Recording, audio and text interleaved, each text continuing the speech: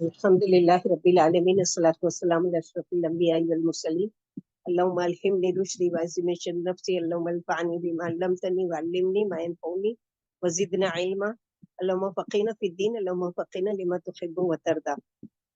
सूरह ज़ारियात में हम लोग जैसा कि पढ़ रहे हैं इब्राहिम अलैहिस्सलाम का वाक़या, जिसमें हम लोगों को मेहमानी और मेज़बानी का बेहतरीन अदब सिखाया है। आज हम लोग भी ये मेहमान नवाजी के आदाब सीखेंगे। पहले देखते हैं कि इब्राहिम अलैहिस्सलाम ने यानी मेहमानों से खिताब किया। हम लोग इससे पहले पढ़ चुके हैं कि चुपके से गए और बछड़ा ज़बह करके ले आए और फिर पूछ रहे खाते क्यों नहीं। तो अब आगे वो क्या पूछ रहे हैं फरिश्तों से, क़ाला फ़मा ख़त्बुकुम अय्युहल मुरसलून। इब्राहिम अलैहिस्सलाम ने कहा, ए फरिश्तों, ए भेजे जाने वालों, तुम्हारा क्या किस्सा है, तुम्हारी क्या शान है, यानी इस बशारत के अलावा तुम्हारे आने का और मकसद क्या है।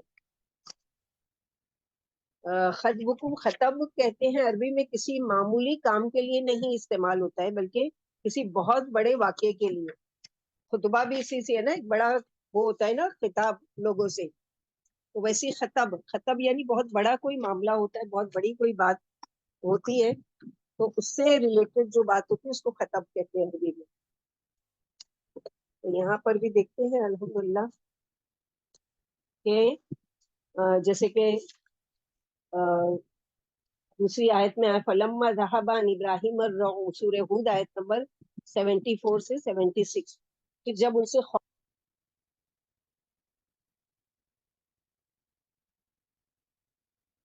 हुआ था कि जब फरिश्तों ने खाने को हाथ नहीं लगाया, तो अरब का दस्तूर क्या था कि अगर कोई किसी के सामने कोई मेहमान आया है और किसी के सामने खाना पेश किया जाए और अगर वो नहीं खाता है, तो उसकी वजह से जो मेजबान है वो उसको ये चीज समझ में आती है कि शायद ये कोई बुरी नीयत से आया है या हम पर हमला करने आए या जो भी है। तो वो खौफ जब हट गया, जब बातचीत शुरू हो गई, तो खुशखबरी मिल गई कि क़ालू इन्ना उर्सिलना इला कौमी मुजरिमीन, कि घबराइए मत, हम भेजे गए हैं किसके पास, किसके लिए, कि मुजरिम कौम की तरफ, यानी लूत अलैहिस्सलाम की। तो उन्होंने कहा हम भेजे गए हैं मुजरिम कौम की तरफ, इशारा है कौम लूत की तरफ। उनको मुजरिम कौम क्यों कहा गया? लवातत के जुर्म में मुब्तला थे, मर्दों का मर्दों से जिनसी ताल्लुक, और ये पहली शुरुआत इन लोगों ने की थी। तो यहाँ पर ये है कि खुशखबरी, तो वो हमसे लूतियों के बारे में झगड़ने लगे। बिलाशुबा इब्राहिम अलैहिस्सलाम बड़े मुतहम्मिल मिजाज, रहमदिल और अल्लाह से डरने वाले हैं। ए इब्राहिम, इस बात से एराज करो, बिलाशुबा आपका रब, आपके रब का हुक्म आ पहुंचाए। सूरह हूद की ये डिटेल पढ़ रहे हैं हम लोग। यकीनन इन पर अजाब आने वाला है जो लौटाया नहीं जा सकता। यहाँ फरमाए कि इब्राहिम अलैहिस्सलाम ने पूछा, फरिश्तों क्या बात है, तुम किस लिए आए हो? बोले, हमें अल्लाह ने लूतियों को तबाह करने के लिए भेजा है, जो गुनाहगार हैं, ताकि हम उन पर आसमान से अल्लाह के हुक्म से कंकरीले पत्थर, जिन पर हर शख्स का नाम लिखा हुआ, मुसव्विमीन, बरसा कर संसार कर दें। क्योंकि ये मुसर्रिफ यानी हद से तजावुज करने वाले लोग हैं, और बेमहल यानी अपनी कुव्वतें बेजा खर्च करने वाले लोग हैं।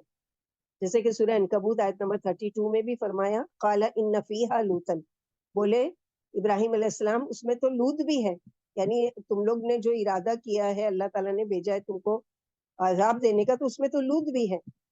फरिश्तों ने जवाब दिया कि हमें मालूम है कि वहां कौन कौन है, हम जरूर उन्हें उनके घर वालों को बजुज उनकी बीवी के बचा लेंगे, उनकी बीवी पीछे रहकर अजाब से हलाक हो जाएगी। यहाँ फरमाया कि हम उन मोमिनों को निकाल लेंगे जो इस बस्ती में होंगे, यानी लूत को और उनके खानदान को, बजुज उनकी बीवी को। तो यहाँ पर भी यही है। और फमा वजदना फीहा गैर बैतिन मिनल मुस्लिमीन, और वहां हमने एक घर के सिवा मुसलमानों का कोई घर नहीं पाया। यानी लूत अलैहिस्सलाम का घर, कहते हैं कि कुल 13 आदमियों पर इनका घर मुश्तमिल था, बस इतने ही बचे थे मुसलमान। लेकिन इसी घर में उनकी बीवी जो थी वो यानी वो नहीं थी, यानी मुसलमान नहीं थी। मुसलमान का मतलब ये कि अल्लाह के साथ शिर्क करती थी ऐसा नहीं है, या नबी के साथ खयानत करती थी अपने शौहर के साथ, ऐसा नहीं था।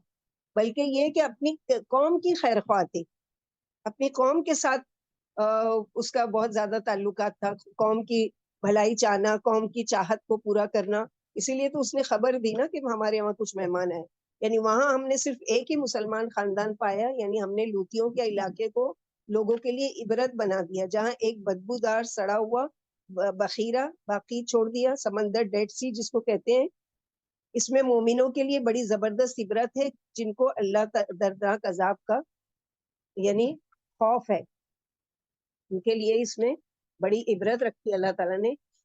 پھر آگے اللہ تعالیٰ فرماتے ہیں وَتَرَكْنَا فِيهَا آیَةً لِلَّذِينَ يَخَافُونَ الْعَذَابَ الْأَلِيمَ، اور چھوڑ دیا ہم نے اس میں ریڈ سی میں نشانی ان لوگوں کے لیے جو ڈرتے ہو دردناک عذاب سے۔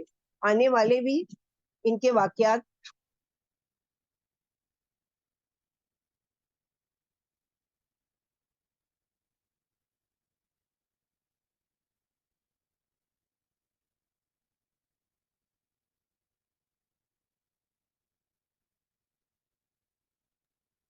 آپ کی آواز نہیں آ رہی۔ آواز نہیں آ رہی ہے۔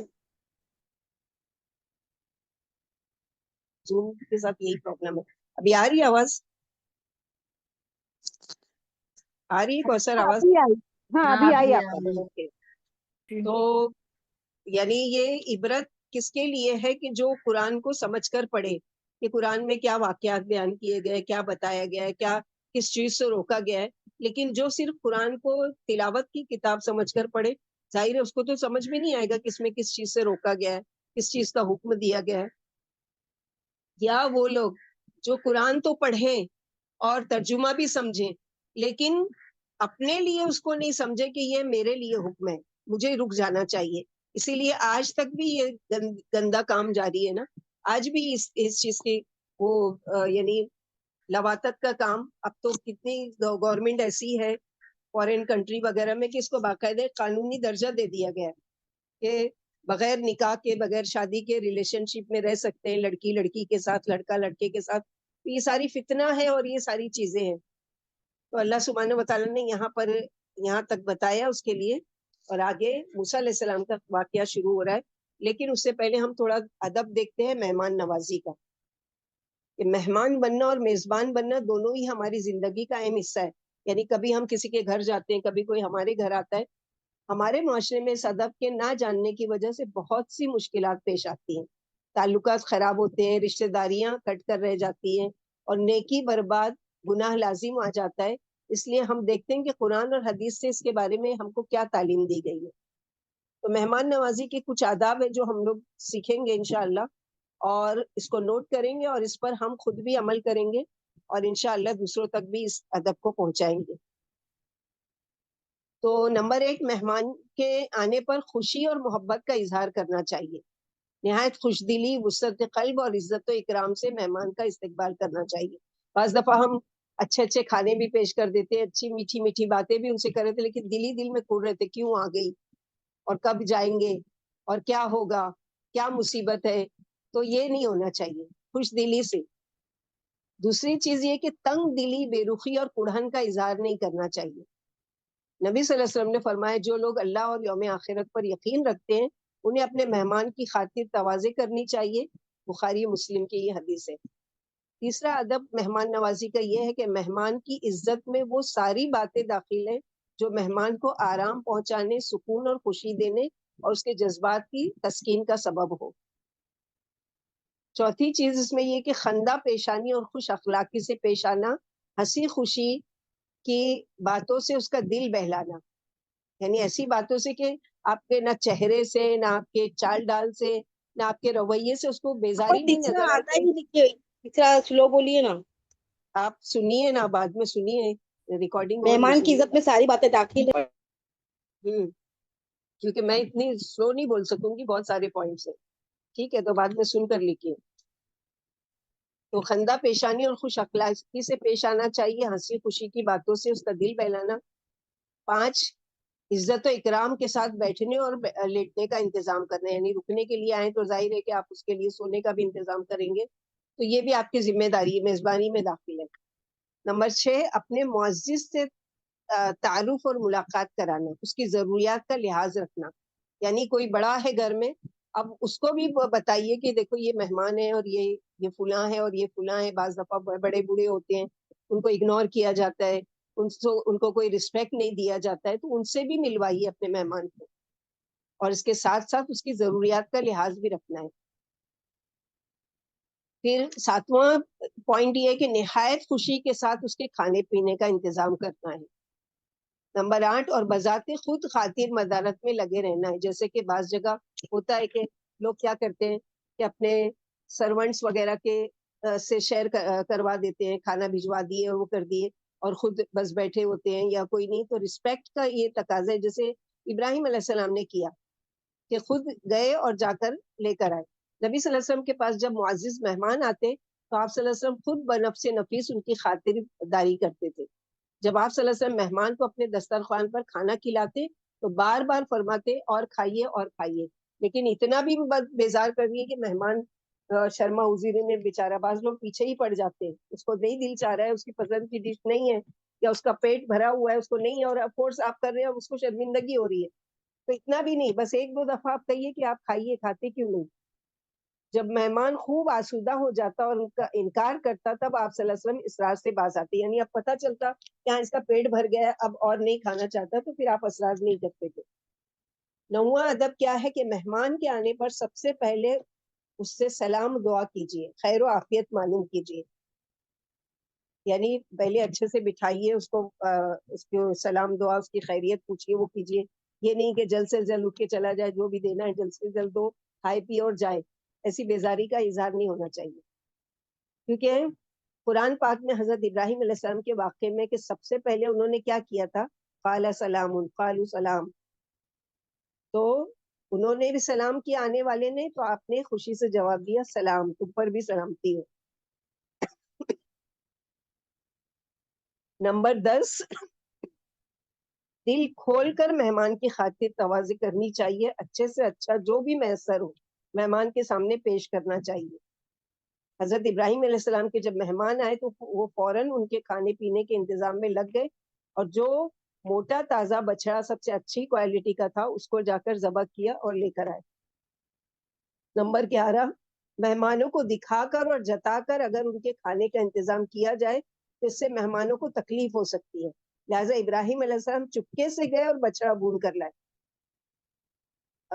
جیسے ہوتا ہے نا کہ بعض دفعہ ہم لوگ زبان سے تو نہیں بول رہے ہوتے، لیکن برتن پٹک رہے ہیں یا بچوں کو مار رہے ہیں یا چیخ رہے ہیں، چلا رہے، تو مہمان بیچارہ سوچتا ہے کہ شاید میرے آنے کی وجہ سے، اور وہ کیا کرتا ہے، شرمندہ ہوتا، کہاں سے میں آ گیا اور کیوں آ گیا، اور ان کو میری آنے کی وجہ سے۔ تو کوئی بھی رویے سے نہیں پتہ چلنا چاہیے، بلکہ کیا ہے، خوش دلی سے، نہیں کرو کوئی بات نہیں ہے، جو ہے وہ کر دو، نہیں ہے تو کوئی بات نہیں، لیکن اس طرح کے رویے نہیں کرنا چاہیے۔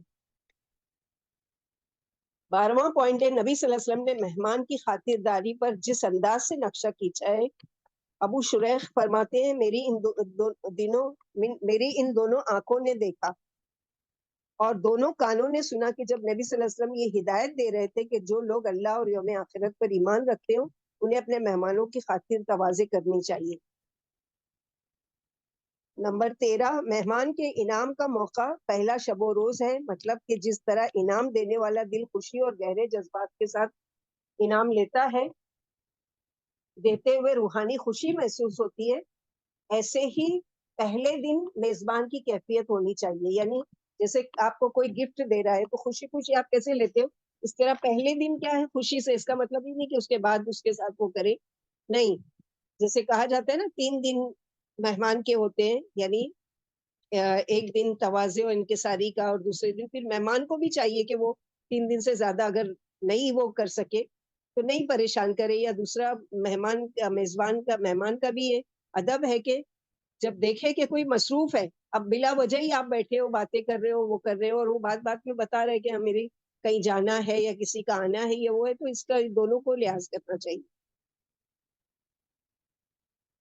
نمبر 14، مہمان کے آتے ہی اس کی انسانی ضرورتوں کا احساس کیا جائے، مثلا یہ کہ کہیں دور سفر سے آ رہا ہے تو اس کو واش روم دکھائیے، منہ ہاتھ دھو لیجئے، نماز کا وقت ہے وضو کیجئے، نماز پڑھ لیجئے، اچھا پانی پی لیجئے، تھوڑا سا بھوک لگی ہے کھانا کھا لیجئے، یا قضائے حاجات کے لیے جانا ہے، اس کی یہ ساری چیزوں کو جاننا چاہیے۔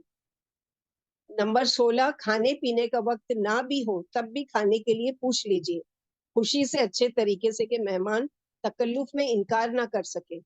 کہ یہ کوئی کھانے کا ٹائم ہے اور بے ٹائم آ جاتے ہیں، اب چائے کے ٹائم میں ان کو کھانا دوں؟ نہیں، ہو سکتا ہے کہ وہ کھانا ایسے ٹائم پر نکلا اپنے گھر سے جب کھانا نہیں کھایا ہو اور آپ کے یہاں پہنچا ہے تو اب وہ کھانے کا ٹائم نہیں، چائے کا ٹائم ہو چکا ہے. تو پوچھ لیجیے اگر ہے آپ کے پاس کچھ بھی کھانے کے لیے. آپ صلی اللہ علیہ وسلم دیکھو کبھی بھی شرماتے نہیں تھے کہ ہمارے پاس کچھ نہیں ہے، بلکہ بے چین ہو جایا کرتے تھے. کچھ نہیں تو سوکھی روٹی، کچھ نہیں تو کھجور، کچھ نہیں تو کچھ. تو اللہ کا شکر ہے، احسان ہے کہ اللہ تعالیٰ نے ہم کو کم از کم اتنا وہ تو نہیں رکھا ہے نا محتاج. کچھ نہ کچھ تو ہوتا ہی ہے ہمارے پاس. مثلاً دوپہر میں بن گیا تو شام تک کے لیے کھانا موجود ہوتا ہے، تو کھلا تو شام کو دوسرا بنا لیں گے، کوئی بات نہیں. اس طرح سے کیونکہ وہ اپنا رزق خود لے کر آیا ہے، آپ نہیں ان کو کھلا رہے. نمبر 17، جس کمرے میں لیٹے بیٹھنے اور ٹھہرنے کا انتظام ہو وہ مہمان کو پہلے سے بتا دیا جائے کہ یہاں پر یہ آپ کا بستر لگا ہے، یہاں پر آپ آرام کیجئے، یہاں اپنے بیگز وغیرہ رکھ دیجئے، یہاں پر آپ کمفرٹیبل فیل کیجئے، اس طرح سے. نمبر 18، ہر وقت مہمان کے پاس دھرنا مار کر نہیں بیٹھنا چاہیے. اسی طرح رات گئے تک مہمان کو پریشان نہیں کرنا چاہیے. اسی طرح مہمان کو آرام کرنے کا موقع دینا چاہیے اور ایسا نہ ہو کہ وہ پریشانی محسوس کرے.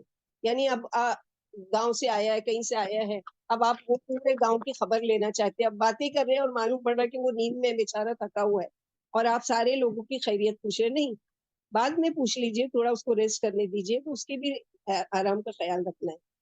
نمبر 19 ہے، مہمان زحمت نہیں رحمت ہے، خیر و برکت کا ذریعہ ہوتے ہیں اور اللہ تعالیٰ جس کو آپ کے ہاں بھیجتے ہیں اس کا رزق بھی اتار چکے ہوتے ہیں.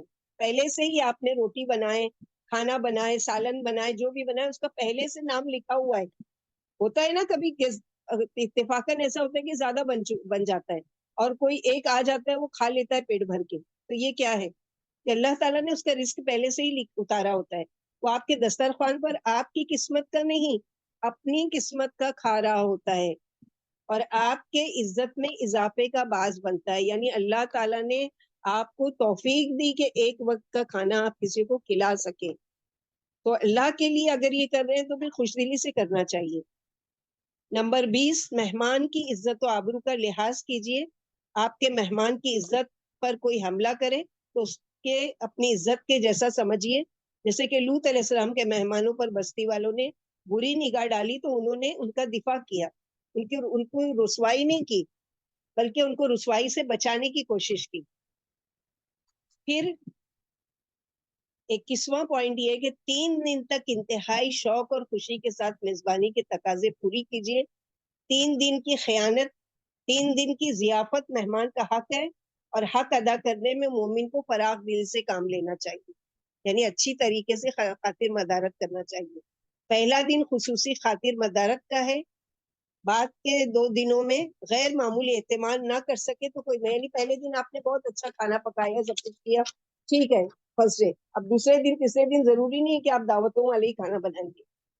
تو پہلے دن کی میزبانی ہے. نبی صلی اللہ علیہ وسلم کا ارشاد ہے مہمان نوازی 3 دن تک ہے، اس کے بعد میزبان جو کچھ کرے گا وہ اس کے لیے صدقہ ہوگا.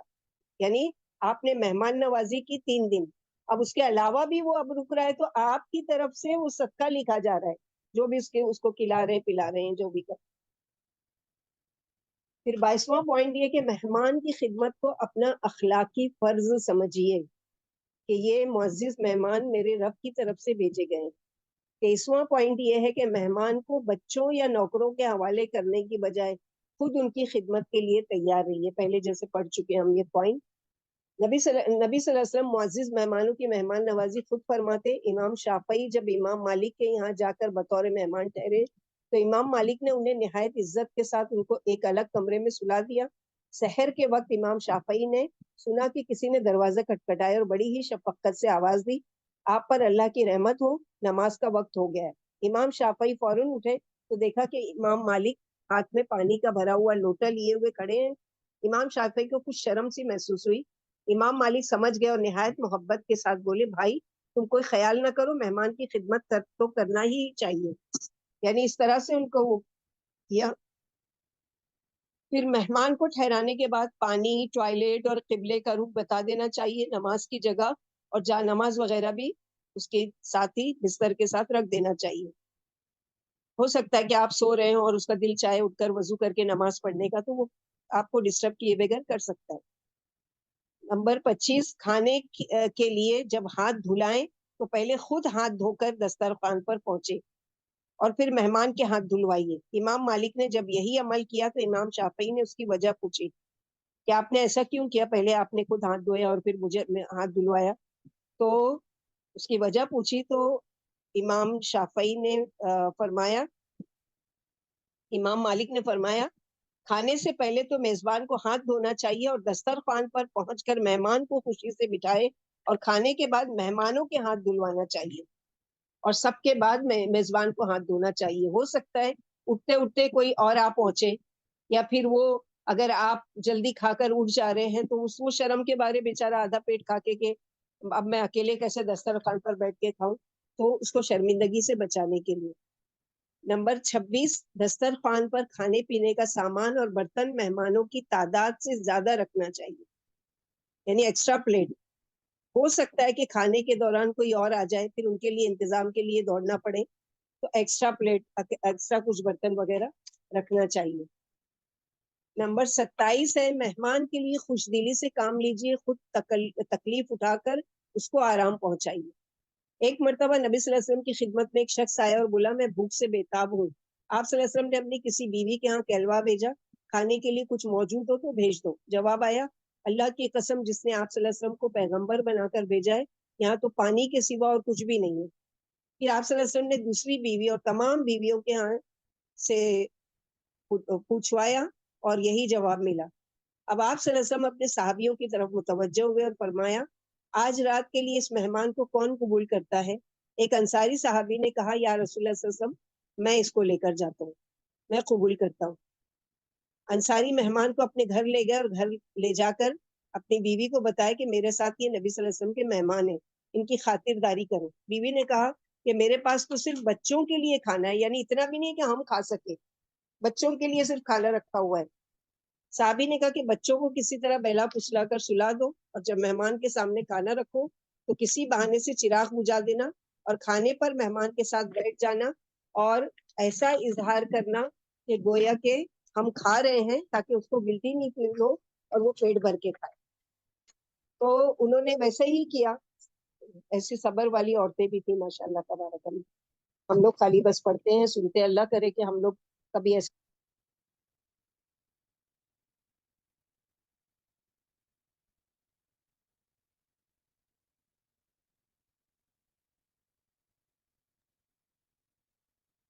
آپا آواز نہیں آ رہی ہے.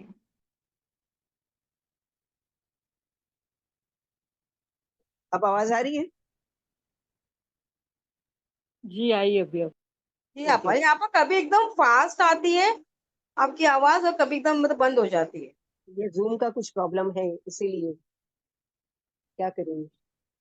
تو یہاں پر وہی بتایا گیا کہ مہمان نوازی کے لیے کہ وہ صحابی تو صبر کے ساتھ بیچارے اپنا کھانا بھی دے دیے اور خود رات بھر بھوکے رہے, اپنے بچوں کو بھی بہلا پھسلا کر سلا دیے, لیکن اللہ تعالیٰ نے ان کی کتنی عزت اور توقیر کی کہ اللہ کے نبی صلی اللہ علیہ وسلم کو وحی کے ذریعے بتا دیا کہ تمہارے فلاں صحابی نے مہمان کے ساتھ کل رات کیا سلوک کیا. سبحان اللہ.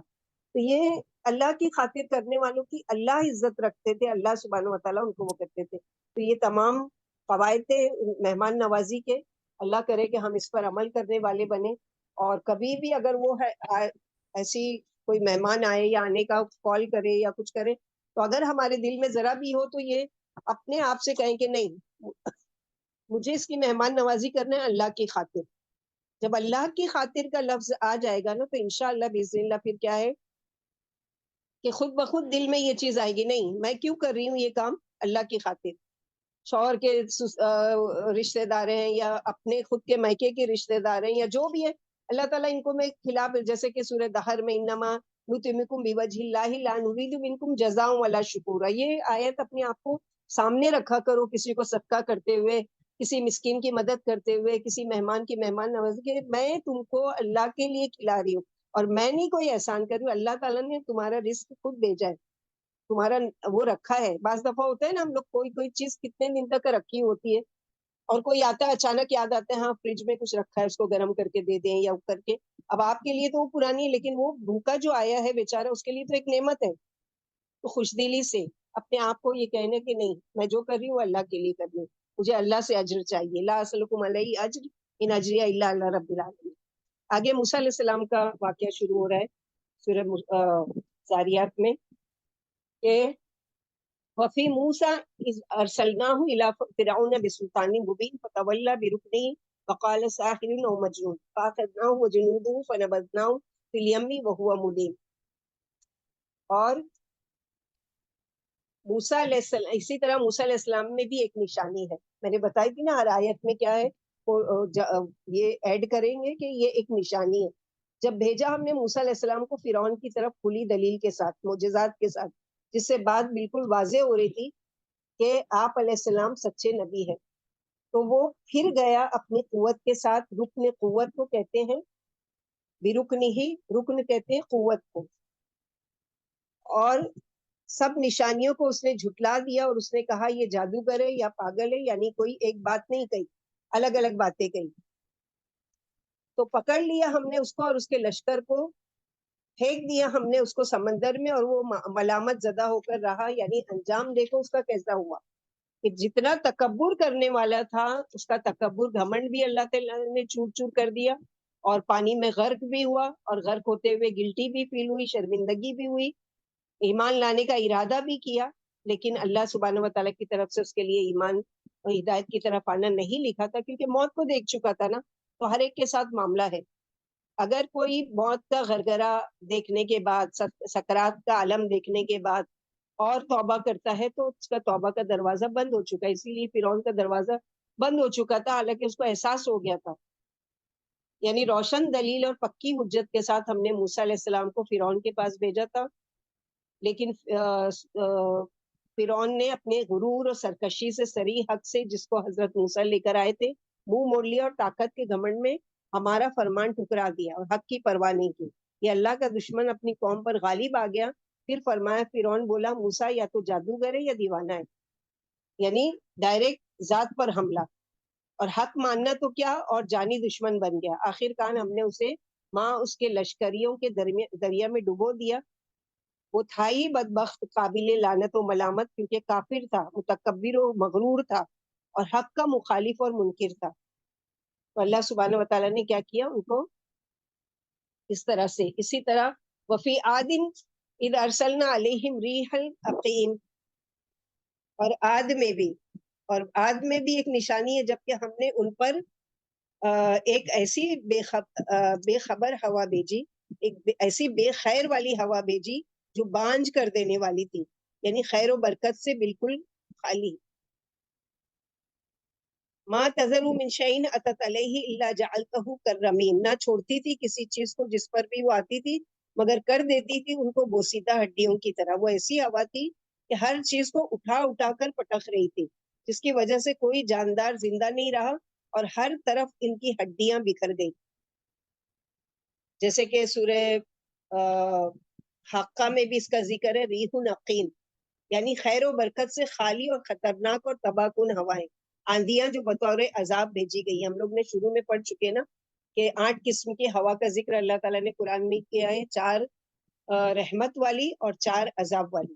تو یہ عذاب والی ہوا ہے, یعنی جس چیز سے بھی یہ ہوائیں گزر جاتی اسے چورا کیے بغیر نہیں چھوڑتی, یعنی اس کو ایسا بنا کر چھوڑ دیتی جیسے کوئی پرانی گلی سڑی ہڈی ہوتی ہے کہ ہاتھ میں اگر اس کو مسلو یا ملو تو چورا چورا ہو جائے. نبی صلی اللہ علیہ وسلم نے فرمایا ہوا دوسری زمین میں مسخر ہے. پھر جب اللہ نے عادیوں کو ہلاک کرنا چاہتا, داروغہ ہوا کو حکم دیا, یعنی جو ہوا کے اس پہ فرشتہ مقرر ہے اس کو حکم دیا اللہ تعالیٰ نے کہ ان پر اتنی ہوا چھوڑ دے جو انہیں ہلاک کر دے. پوچھا کیا بیل کے نتنے کے برابر چھوڑ دوں؟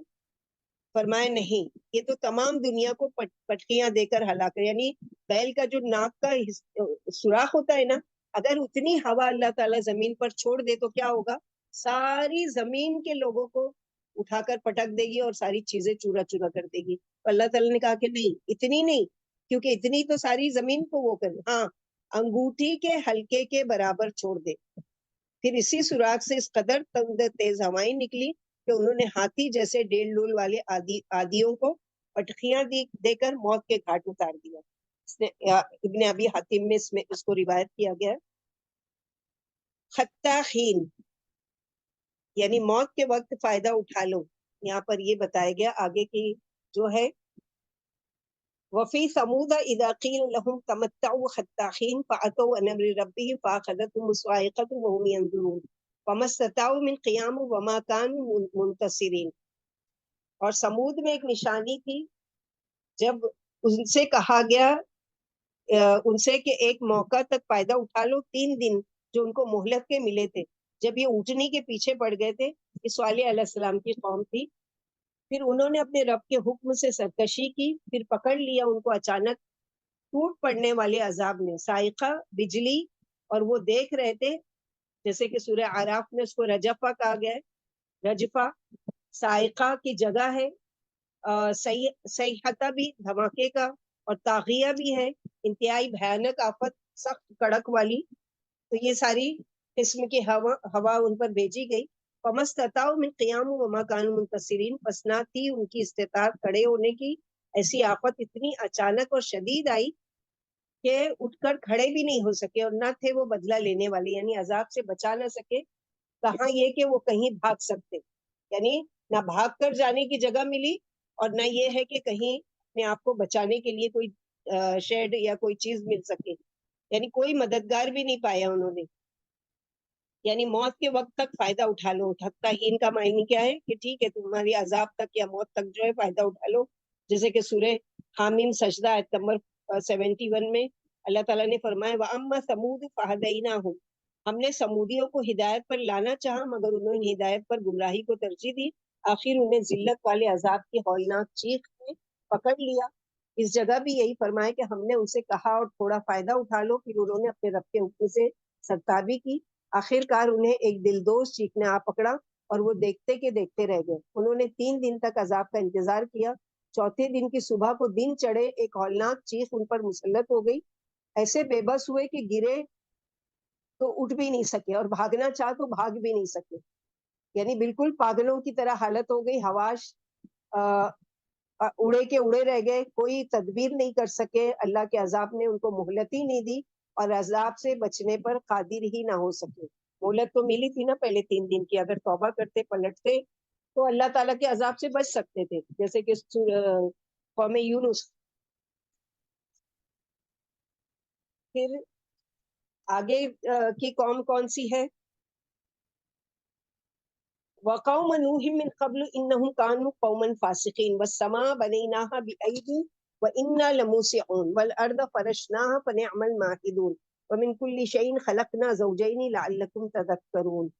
اور ان سب سے پہلے قوم نوح علیہ السلام گزری ہے, یعنی ایک کے بعد ایک, ایک کے بعد ایک, یعنی اب سب سے پہلی جو قوم ہے جس پر عذاب آیا اس کا ذکر ہے قوم نوح, کیونکہ یہاں سے شرک کی شروعات ہوئی تھی. بے شک وہ لوگ بھی نافرمان لوگ تھے, فاسق لوگ تھے. اس کے بعد اللہ تعالیٰ کائنات کی کچھ نشانیوں کے ساتھ توحید کے کچھ سبق کو واضح کرنا چاہ رہے ہیں. چونکہ سورہ زاریات مکی صورت ہے, اور مکی صورتوں کا عموماً موضوع کیا ہوتا ہے؟ ایمانیات, ایمان کو دلوں میں راسخ کرنا. اس کے لیے 2 طرح کے دلائل, یعنی نمبر 1 تاریخی نقلی دلائل, یعنی جو سینہ بہ سینہ نقل ہو کر چلا آ رہا ہے, یعنی پہلے کے لوگ یا تو لکھا کرتے تھے یا سنا کرتے تھے, اس کو یاد رکھا کرتے تھے, تو یہ نقل ہوتا چلا آ رہا ہے, منتقل ہونا ایک دوسرے میں. دوسرا کیا ہے؟ عقلی دلائل. اللہ تعالیٰ اس کے ذریعے بھی سمجھا رہے ہیں کہ عقلی دلائل کیا ہے کہ انسان اپنی عقل استعمال کرے, اپنی آنکھیں, اپنے کان اور اپنے ہوش و آواز سے اللہ تعالیٰ کو پہچانے. اور عقلی دلائل کے لیے اللہ تعالیٰ کائنات میں غور و فکر کی دعوت دیتے ہیں. تو یہاں پر بھی یہی بتایا گیا, یعنی ہم ان سے پہلے قوم نوح کو پناہ کے گھاٹ اتار چکے, کیونکہ وہ بھی سرکش و نافرمان تھے. یہ تمام واقعات بہت سی جگہ متعدد صورتوں میں اپنی اپنی جگہ تفصیل سے گزر چکے ہیں. سورہ ہود میں ہم لوگوں نے تمام قوموں کے بارے میں تفصیل سے ان کی ڈیٹیلز پڑھ چکے ہیں. تو اللہ سبحانہ و تعالیٰ اسی کا ذکر کر رہے ہیں, وَالسَّمَاءَ بَنَيْنَاهَا بِأَيْدٍ وَإِنَّا لَمُوسِعُونَ, اور آسمان کو بنایا ہم نے اپنے ہاتھ سے. تو ایدن کے 2 معنی ہوتے ہیں, ایک ہے ہاتھ جو اللہ سبحانہ و تعالیٰ کا ہاتھ ہے, اور دوسری معنی ہے قوت, کہ قوت کے ساتھ ہم نے آسمان کو اپنے ہاتھ یا اپنی قوت سے بنایا, یعنی آسمان کی تخلیق میں ہمیں کسی کی مدد نہیں لینی پڑی. تم میں سے تو اس وقت کوئی موجود بھی نہیں تھا جب یہ سب کچھ بنا, اور بنانے کے بعد ہم اس کو مسلسل وسعت دے رہے, موسع وسیع کرنے والا, بڑا کرنے والا. تو اللہ سبحانہ و تعالیٰ نے بنایا بھی اور اس کو وسعت بھی دے رہے.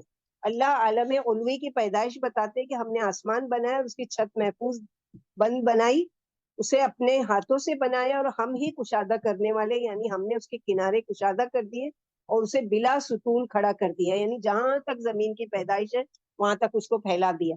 یہ اللہ تعالیٰ کی زبردست قدرت کی نشانیوں میں سے ایک نشانی ہے. وَالْأَرْضَ فَرَشْنَاهَا فَنِعْمَ الْمَاهِدُونَ, اور زمین ہم نے اس کو بچھایا تو کتنے اچھے ہم بچھانے والے ہیں, ہموار کرنے والے. مہد کہتے ہیں جھولے کو جس پہ بچہ بڑے آرام سے سوتا ہے.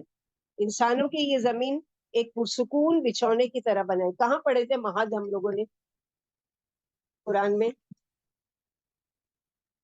عیسیٰ علیہ السلام سورہ نہیں, مریم میں عیسیٰ علیہ السلام کے بارے میں. جی, وہ مریم میں بھی تکلم علیہ الناس فی المہدی وکہلت کے ومن بارے میں الصالحین. انسانوں سے بات.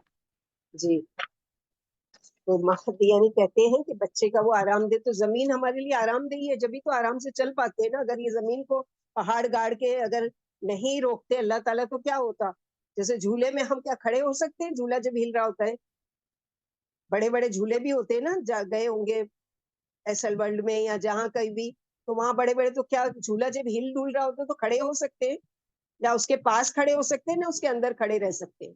تو زمین بھی ایسی ہی تھی, جھولے کی طرح ہل ڈول رہی تھی. اللہ تعالیٰ نے رواسیا یعنی گاڑ دیا اس میں پونا حصہ پہاڑ کا زمین کے اندر کیل کی طرح, تاکہ یہ ٹھہری رہے. تو یہ اللہ تعالیٰ کا بڑا احسان ہے کہ اللہ سبحانہ و تعالیٰ بتا رہے ہیں زمین کو ہم نے یہ کیا.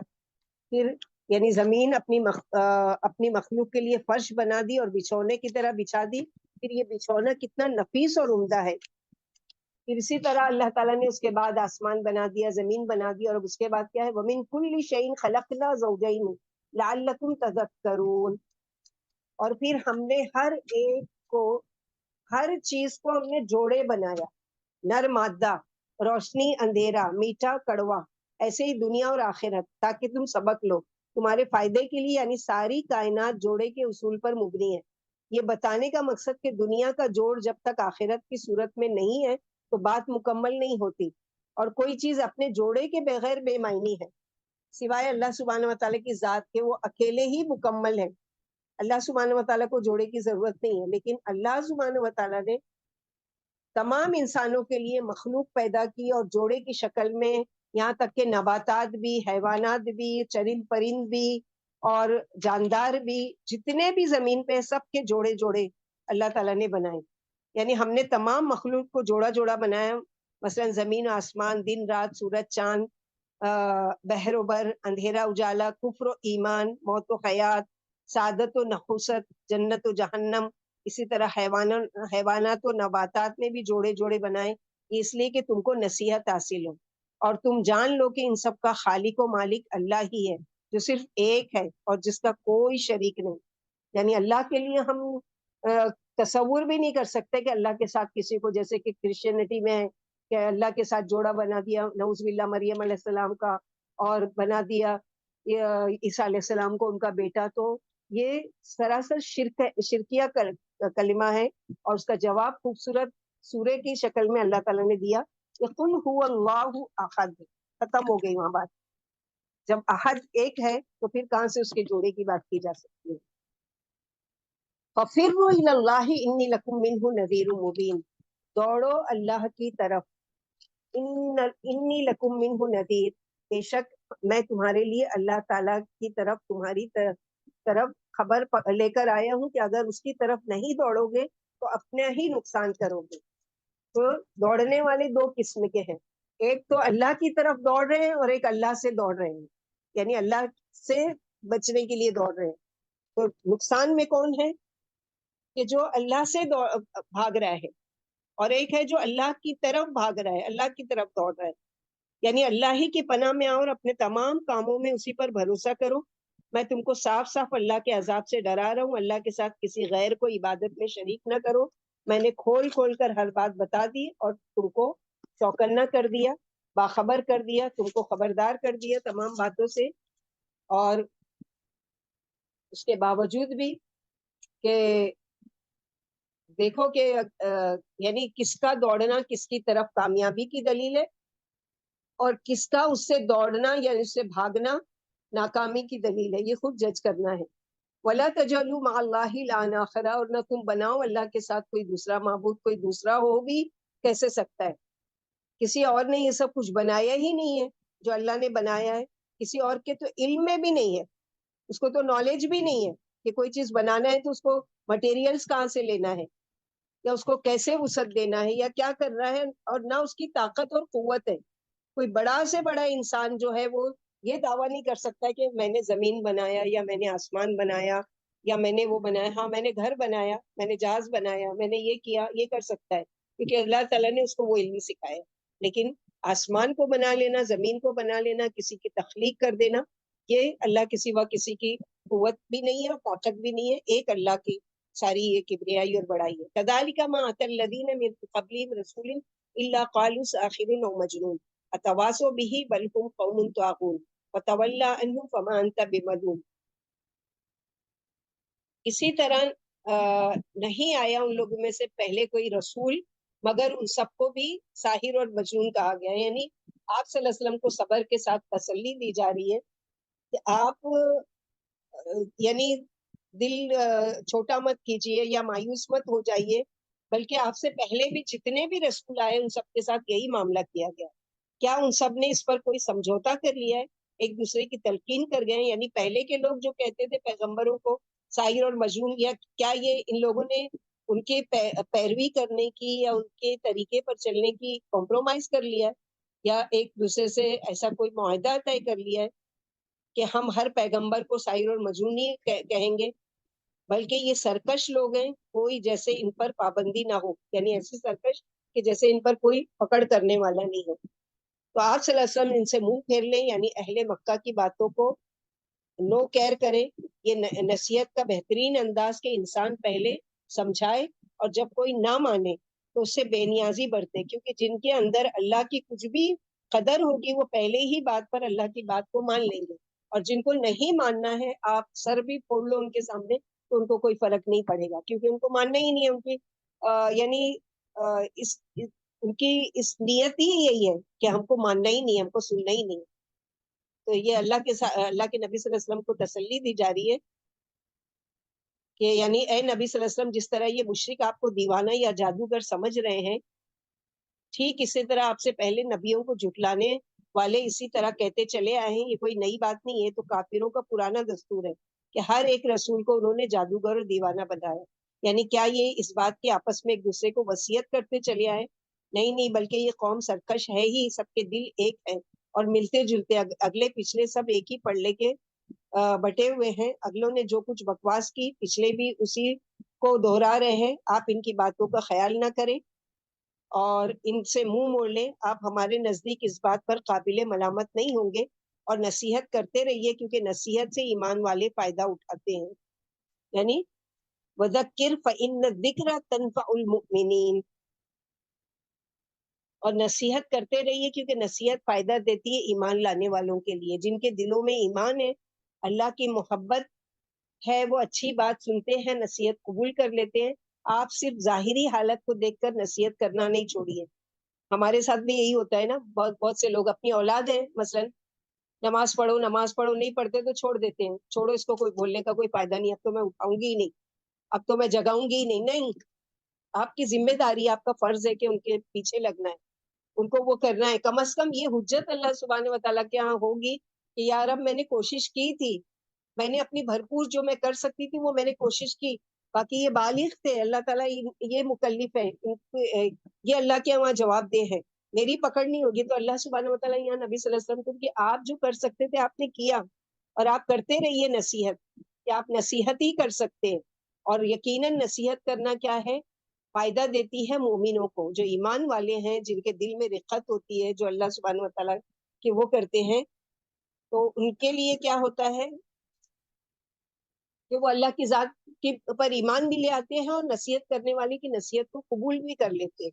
लेकिन ہمارا حال کیا ہوتا ہے, ہم ایک دفعہ 2 مرتبہ کسی کو بولتے ہیں اور جب نہیں سنتا ہے تو چھوڑ دیتے ہیں اس کو, مایوس ہو جاتے ہیں, یہ تو سنتا ہی نہیں ہے, یہ تو بولتا ہی نہیں ہے, اس سے تو بول کے فائدہ ہی نہیں ہے, اس کے ساتھ تو بحث کرنا بیکار ہے, اس کے پیچھے سر پھوڑنا بیکار ہے. نہیں, بیکار نہیں ہے, پتہ نہیں کون سا وقت اس کے لیے ہدایت کا لکھا ہو اور وہ آپ کی باتوں کی وجہ سے ہدایت کی طرف آ جائے. تو بولتے رہنا چاہیے اور نصیحت کرتے رہنا چاہیے, کیونکہ فائدہ دیتی ہے نصیحت. وما خلقت الجن والانس الا لیعبدون, بہت امپورٹنٹ آیت ہے. ہماری زندگی کا مقصد, ہماری دنیا میں بھیجے جانے کا مقصد قرآن میں یہاں پر اس آیت میں بتا دیا گیا کہ میں نے جن و انسان کو اس کے سوا کسی کام کے لیے پیدا نہیں کیا کہ وہ میری بندگی کرے.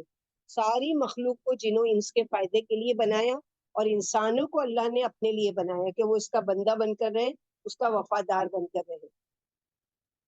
یعنی اللہ نے انسان کو صرف اپنی عبادت کے لیے پیدا کیا, جیسے سورہ بقرہ میں پڑھ چکے, یا ایھا الناس اعبدوا ربکم الذی خلق لکم ما فی الارض جمیعا, تو کہ وہ اسی ایک کی عبادت کرے جس کا کوئی شریک نہیں, پھر جس نے اس کی اطاعت کی اللہ اسے مکمل جزا عطا فرمائیں گے, اور جس نے نافرمانی کی اسے عذاب میں اللہ تعالیٰ مبتلا کر دیں گے اور سخت ترین سزا دیں گے. اس آیت میں یہ بھی خبر دی گئی کہ اللہ بندوں کا محتاج نہیں ہے, اللہ بے نیاز ہے, البتہ بندے اللہ کے محتاج ہیں اور اس کے در کی بھکاری ہے, اور ہر حال میں اسی کے فضل کے سوالی ہیں, اور اللہ ان کا پیدا کرنے والے اور روزی رسا ہے.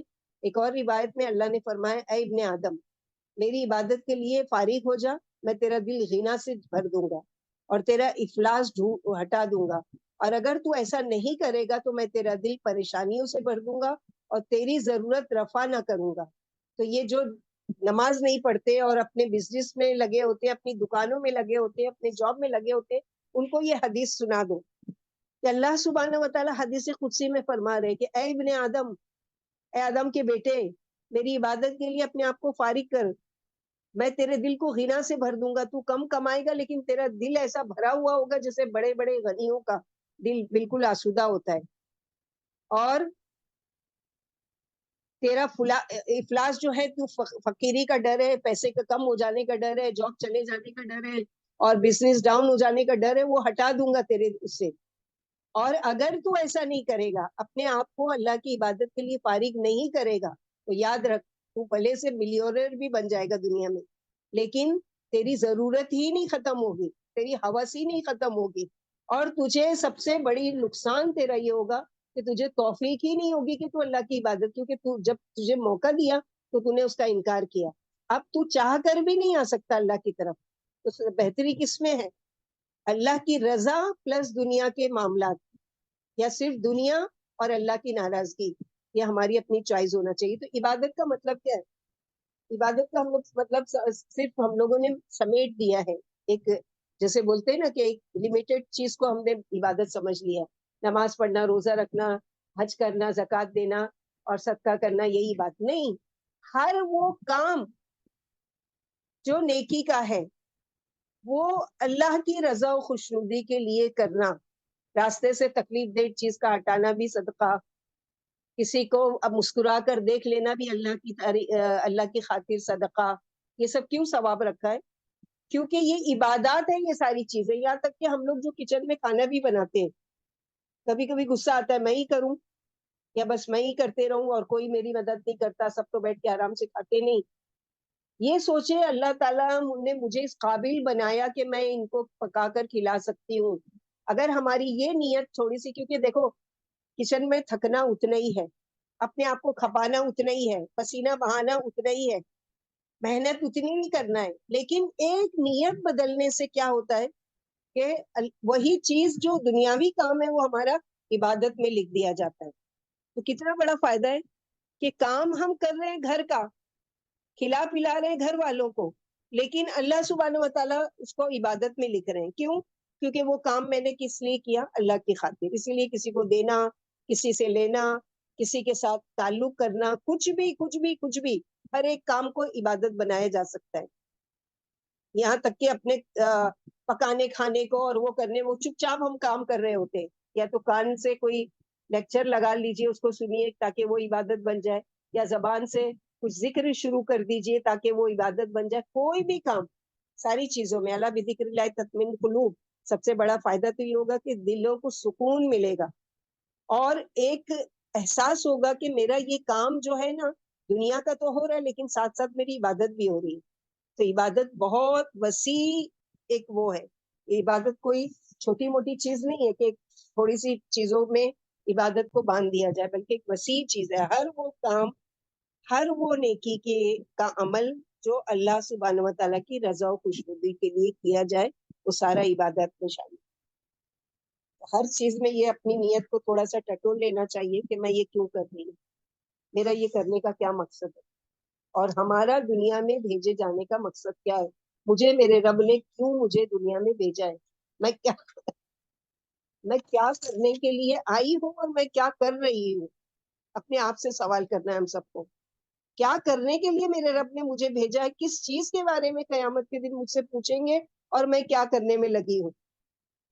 مجھے زیور جمع کرنے کا شوق ہے، اس کو جمع کرنے میں لگی ہوں. مجھے گھر کے اچھے اچھے برتن جمع کرنے کا شوق ہے، اس میں لگی ہوئی ہوں. مجھے وہ چکنا پن اور یہ جو بھی ہے وہ بہت اچھا لگتا ہے، میں اس میں لگی ہوئی ہوں. مجھے کھانا پکانے میں رات دن کھانا پکانے میں ہی اپنے آپ کو 3 ٹائم مصروف کر رہی ہوں، میں ساری چیزیں کر رہی ہوں، وہ سب ٹھیک ہے. لیکن اصل مقصد نہیں بھولنا ہے کہ یہ سارے شوق کو پورا کرنے میں کہیں اللہ تعالیٰ کی عبادت کو تو ڈیلے نہیں کر رہی ہوں، کہیں میری نماز تو نہیں وقت پہ ڈیلے ہو رہی کہ میں ظہر کو عصر کے ٹائم پڑھ رہی ہوں، عصر کو بالکل مغرب میں غروب ہونے کے ٹائم پڑھ رہی ہوں، مغرب کو اور ڈیلے کر کے پڑھ رہی ہوں، عشاء کو اور رات میں پڑھ رہی ہوں. وہ تو خیر ایک اجازت بھی دی گئی ہے کہ عشاء کا وقت ہے عشاء سے لے کے فجر تک کا، لیکن بہرحال ایک لمٹ، ایک وہ کہ بلا وجہ ڈیلے نہیں کرنا ہے. اسی طرح فجر اپنے حساب سے کہ چلو بچوں کو اسکول بھیجنا ہے، آفس کے لیے تیار کرنا ہے، تو کیوں اٹھوں، پھر نماز پڑھوں، پھر تھوڑا آرام کروں، پھر اٹھوں. اس لیے میں ایسا ہے اٹھتی ہوں دیر سے کہ میرا یہ سب کام ہو جائے. تو یاد رکھو یہ ساری چیزیں اللہ تعالیٰ کو دھوکہ نہیں دے سکتے. اللہ کی خاطر اٹھیں گے تو اللہ تعالیٰ دوسرے سارے کام کو آسان کر دیں گے. تو تمام چیزوں کو یہ سمجھ لو کہ میں عبادت سمجھ کے کروں. ما اريد منهم من رزق وما اريد ان يطعموني. اللہ تعالیٰ نے جواب دے دیا، رزق کمانے کے فکر میں ہوں، میں ان سے کوئی رزق نہیں چاہتا کہ یہ کما کر میرے لیے ڈھیر لگائے، نہ میں یہ چاہتا ہوں کہ مجھے یہ کھلائیں یا پلائیں. جیسے دوسرے بتوں کو آقاؤں کا ہم پر چڑھاوا چڑھانا ضروری ہے نا، کہ اس کے بغیر بیچارے بھوکے بیٹھے ہوتے ہیں کہ کوئی آئے گا اور ان کو کھلائے گا اور پلائے گا. اللہ سبحانہ و تعالیٰ نعوذ باللہ خود رزاق ذو القوت المتین ہے. اللہ کو ضرورت نہیں. آگے کی آیت میں ان اللہ هو الرزاق ذو، اگر تم سمجھتے ہو کہ اللہ کو اسی لیے من ذا الذی یقرض اللہ قرضا حسنا، تو منافقین کی طرح نہیں ہو جانا کہ ان لوگوں کا عقیدہ کیا ہے کہ نعوذ باللہ اللہ فقیر ہے کہ ہم سے سوال کر رہا ہے. تو نہیں، اللہ کو حاجت نہیں ہے. اللہ تعالیٰ تم میں سے بعض کے ساتھ رزق لکھ رکھے ہیں. تم کسی کی مدد کرو گے، بدلے میں اللہ تمہاری مدد کریں گے، کیونکہ ان اللہ هو الرزاق ذو القوت المتین، بے شک اللہ وہ ہے جو خود ہی رازق ہے، خود رزاق ہے، بڑی قوت والے، زبردست. وہ کسی سے کچھ کھاتے نہیں، وہ تو خود کھلانے والے ہیں. اس لیے دنیا کو کمانے اور ترقی میں لگ کر تم اپنے آپ کو کامیاب انسان سمجھتے ہو، ان باتوں سے اللہ خوش نہیں ہوں گے کہ تم دنیا میں سکسیسفل مین یا وومین بن کر رہے، بلکہ جب تک کہ تم ان سب کو اللہ کے لیے نہ کرو، جب تک کہ مال میں اس کا حصہ نہ رکھو. تو ہم کیا دعا مانگے؟ رزق کی تنگی ہے، خود کو کشادگی کے لیے دعا مانگنے کا طریقہ بتا دیا گیا ان آیتوں میں. یا رزاق ذو القوت المتین ارزقنا وانت خیر الرازقین. اس طرح سے اللہ کے اچھے نام کو وسیلہ بنا کر دعا کر سکتے ہیں رزق کی کشادگی کے لیے. یا رزاق ذو القوت المتین ارزقنا وانت خیر الرازقین. اس کو وسیلہ بنا کر دعا کر، کیونکہ ہم لوگوں کو کیا ہے کہ جس کو رزق کی تنگی ہے، کیا کروں، بچے کا جاب نہیں لگ رہا ہے، بچے کی نوکری نہیں لگ رہی ہے، بچے کی آمدنی نہیں ہو رہی ہے، دکان نہیں چل رہی ہے، کیا کروں؟ ہاں 101 مرتبہ یا رزاق یا رزاق یا رزاق پڑھ لو اور ہو جائے گا. کیا ہوگا؟ اللہ کو خالی اللہ اللہ اللہ اللہ پکار کے نہیں، اللہ کو پکارو، یا رب میں آپ کو پکار رہی ہوں میری اس مقصد کے لیے، اللہ تعالیٰ میری یہ حاجت دور کیجیے، میری حاجت. اللہ تعالیٰ علیم بذات الصدور ہے، لیکن اللہ تعالیٰ کو پسند ہے کہ میرا بندہ اپنی حاجت میرے سامنے پیش کرے. حالانکہ اللہ کو پتا ہے کہ تم نے خالی زبان سے یا رب نکالا نا، اللہ کو پتا ہے یہ میری بندی کیا کہنا چاہ رہی ہے، لیکن اللہ کو پسند ہے مانگنا. جیسے ہوتا ہے نا کوئی چیز ہم چھپا کر لے کر آتے اپنے بچوں کے لیے. اب ہم انتظار کرتے کہ وہ آ کر مانگے. اس میں زیادہ مزہ ہے بجائے یہ کہ وہ میں اس کو دوں سرپرائز گفٹ, وہ آ کر مانگے کہ اچھا باہر گئے تھے کیا لے کر آئے, تو پھر خوشی سے نکال کے دیکھو یہ میں لے کر آئے. تو یہ ہمارا معاملہ ہے, ہم بھی خوش ہوتے ہیں اور سامنے بچہ بھی خوش ہو رہا ہوتا ہے. تو اللہ سبحانہ و تعالیٰ بھی ایسے ہی ہے. اللہ کی تو کوئی مثال ہی نہیں ہے, نعوذ باللہ ایسے ہے نہیں بول سکتے. اللہ تعالیٰ معاف کرے ہماری خطاؤں کو اور ہماری غلطیوں کو کہ جو زبان سے ہماری نکل جاتا ہے. کہ اللہ سبحانہ و تعالیٰ کی ذات کو مثل الاعلیٰ ہے. اللہ سبحانہ و تعالیٰ کے لیے تو ہم سوچ بھی نہیں سکتے کہ ہمارے دل کی طرح یا ہمارے بچوں کے دل کی طرح نہیں. اللہ سبحانہ و تعالیٰ اتنے محبت کرنے والے ہیں کہ بندے کے انتظار میں ہوتے کہ یہ مجھ سے مانگے. اللہ تعالیٰ دے نہیں سکتے, ہر روز رات کو آسمان دنیا پر آ کے پکارتے ہیں, ڈائریکٹ دے نہیں سکتے, سب کے دلوں کا تو حال بہتر جانتے ہیں. کیوں پکار رہے ہیں؟ آؤ مجھ سے مغفرت مانگو, میں تمہاری بخشش کر دوں. آؤ مجھ سے اپنا کوئی سوال کرو کہ میں تمہارے سوال کو پورا کروں.